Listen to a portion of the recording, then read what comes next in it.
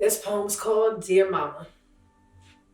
Dear Mama, thanks for turning countless boys to men, little girls into women. My plan is to always show you that you are appreciated. You made me a fierce woman who built empires, and I'd be lying if I failed to mention your attributes weren't just a mashup of Rochelle and OG Aunt Viv. Dear Mama, it was always quite clear that you were the juxtaposition of all the greats. My relationship with her was as complicated as it was beautiful. She was me, and I her. Black mothers are the creators, the love, and the lights of the Black community. They're given a job that no one else can fulfill while still having the odds stacked against them. They're 3 times more likely to die from childbirth. They are more likely to raise their children alone, and on top of that, they are more likely to lose that precious life that they brought into this world just for the world to take it from them. So when these mothers that you're about to meet were given another chance to foster new life and raise them, they did the best they knew how. Each mother's experience is unique, resilient, and of course, powerful. So we at Nonidle couldn't find any other better way to celebrate Women's Month than to celebrate the beauty of the Black women. And we just want to say thank you so much for all that you do. We love you, and God bless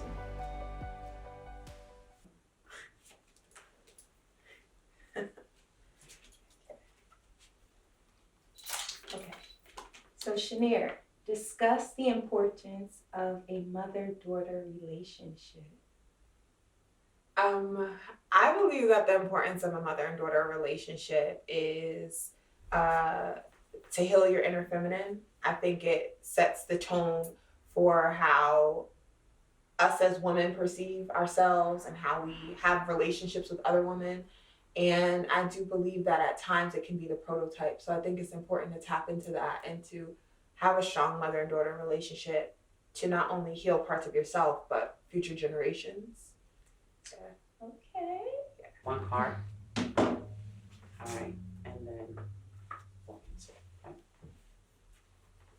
Read it out loud. Now, Daria, let's get real. Why do women have more tolerance for their lovers than their friends? Wow. Oh. Hallelujah. Why do women have more tolerance for their lovers than their friends? Yes. I believe that just from birth, we are pushed to take care of others and to aspire to be someone to somebody, especially men. We watch the women in our lives sacrifice pieces of themselves for men. We watch our women in our lives keep their families together, even if they're unhappy. We're not really taught to give the same love to our sisters as we are to our men. You have a lot of, I'm coming from a few different angles. We have a lot of moms that say, you know, this is between me and your father. Or, you know, oh my God, it's just so much. Friends is like at the bottom of the list. It's like, okay, girl, if you don't understand what I'm doing, fall back. This is me and my man. And I have so many friends in my life that make me feel like the woman that I'm working to be, more than any man has ever made me feel. Even sometimes my own father. I value my friends.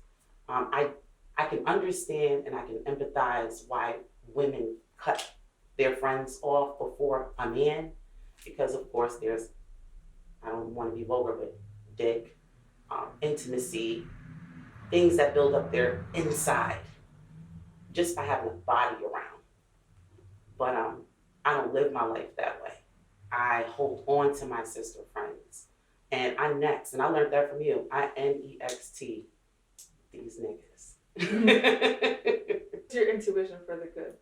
Each person speak life into the other person. So you go. You have to speak life into me. Am I speaking life into you? Yeah. I would say, as my daughter to continue on your journey, continue doing the things you're doing. I'm very proud of you. You're self-driven, self-motivated, you're strong. You've been through a lot. I watched you grow. I can't, and this is from my heart, I can't say I'm more proud of you. I'm so proud of you for all the things you've done. And I wish I could have been you I wish I could have been the person you are at the age you are right now, because I could have seen myself so much more advanced. But I lived my life through you, in promoting you and pushing you to do better. And I'm proud of you. Thank you. I appreciate that. And now I speak life into you. First, I want to say you spoke life into me from the day I came into this world, when the doctor said I wasn't going to live. But I'll never forget that. You told me, you said, no, she's going to live, she's going to make it, and I'm here. And I always remember that, because it always made me be driven. Because I'm like, I'm here for a reason then, if I'm here, and I'm going to live that reason. And me speaking life into you is continue to be who you are and grow and heal through everything. Our generation is so much different. We were given a lot more and a lot more access, so don't ever feel like you could have done what I've done, because you were specifically made to go on the journey that you did to prepare us, to make life easier for us. Mm-hmm. If your generation didn't go through what you guys went through, we wouldn't be where we're at. So continue to grow, live your best life. You've been through so much. You are so resilient. Keep moving, and I love you. And you can do anything that you want to do. I love you too. Talk about something you battle with internally every day.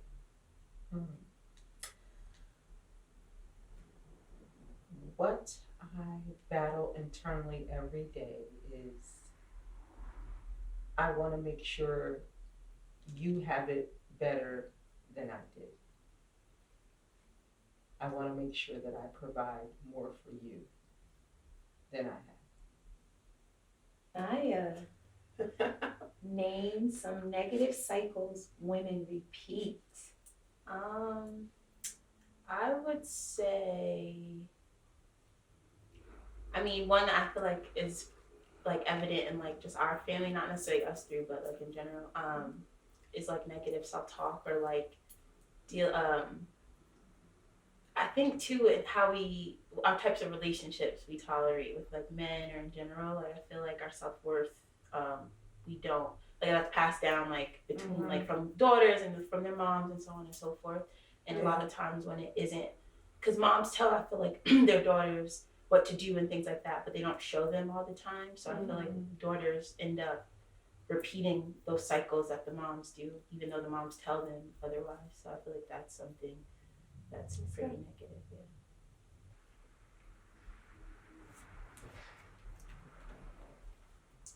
Describe the woman you are working to be. The woman that I'm working to be is the woman that God created me to be. And I don't want to be anything else. So I continuously pray to God to use me. I totally surrender, because there's been a time where I was trying to do everything that I wanted to do, everything I thought I wanted to be, and I was hitting a dead end. So I surrender every day and allow God to use me, show me the way, work through me, and allow me to continue to do what I'm doing, and as far as and as successful as I can be. So I only want to be who God has created me to be. So, Mom, talk about something you battle with internally every day. Ooh. Something I battle with internally every day. Forgiveness.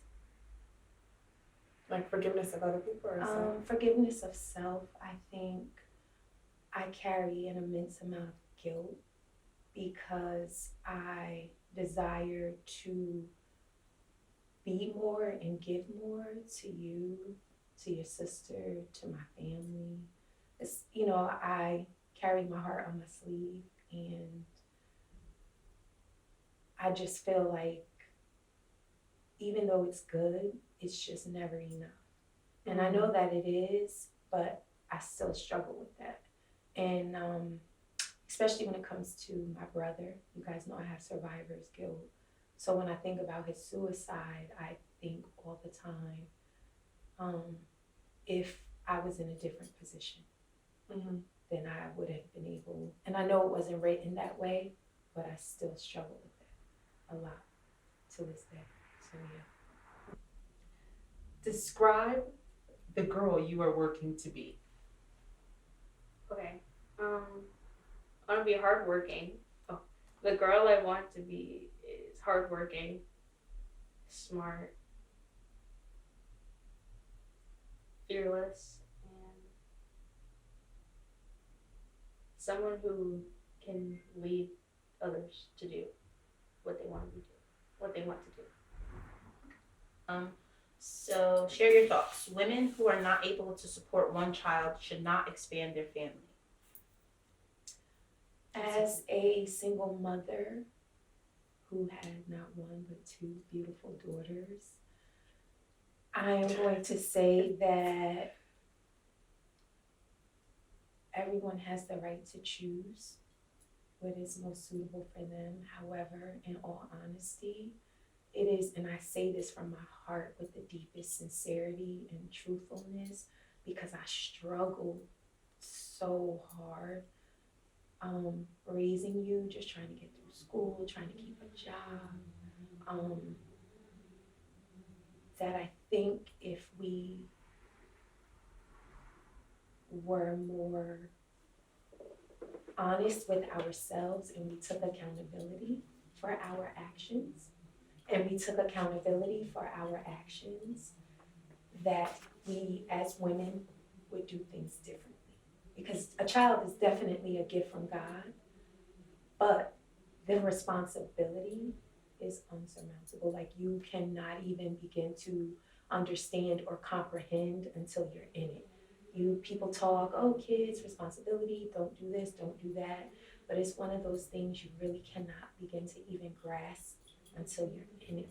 So in all fairness to the children who deserve the absolute best, I would say think of someone other than yourself. Think of the child that you're going to place in those positions that will ultimately pay the price, good, bad, or indifferent, for our decisions as mothers, as women, and as men.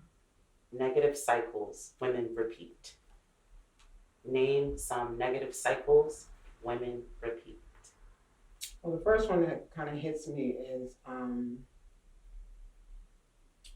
the continuously going back. And it almost comes to the point of domestic violence. Mhm. It takes a long time to break that cycle.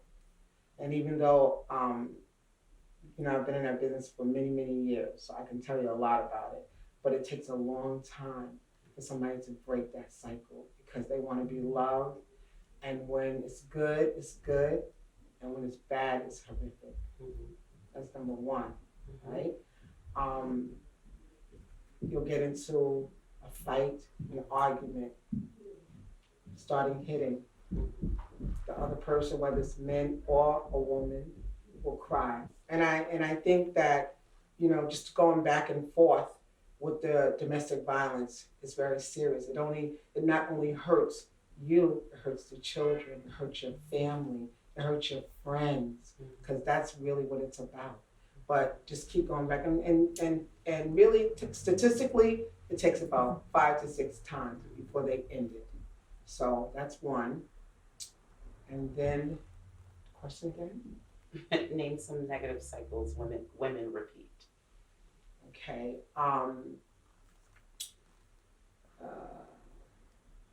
I'll say even with their children,